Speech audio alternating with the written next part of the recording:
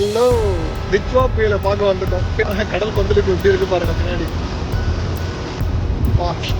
எல்லா புயலுக்கும் வந்து பார்த்து காமனா தான் இருக்கு. நீலம் புயல் அளவுக்கு இல்லை, பட் இதுவும் ரொம்பவே தூரமாக தான் இருக்கு. வாட்டர் லெவலும் லைட்டாக இன்க்ரீஸ் ஆகிருக்கு பார்த்தீங்கன்னா. இந்த கல் மேலெலாம் வந்து அடிக்காது எப்பவுமே. இப்போ இருக்கிற பிளேஸ் என்னென்னு பார்த்தீங்கன்னா N8, அதான் அந்த புதுசாக திருவத்தூரில் வின் பண்ணியிருக்க அந்த பிளேஸ். N8 N9 ரெண்டுமே சொல்கிறாங்க. டியூனா ஃபிஷ்க்காக தனியாக அந்த சில வகையான ஃபிஷ்ஷை மட்டும் தனியாக இங்கே சேல் பண்ணுறதுக்காக கட்டின ஒரு இடம், டெவலப் பண்ண ஒரு இடம் பை தமிழ்நாடு கவர்மெண்ட். அங்கே இருக்க பாருங்கள் எல்லாமே மீனவர்களுக்கான எல்லா ஃபெசிலிட்டிஸ் அண்ட் எல்லா திங்ஸும் அங்கே வச்சுருக்காங்க. அதுதான் அந்த இடம். ஸோ போட்ஸு இதெல்லாம் பார்க் பண்ணியிருக்காங்க.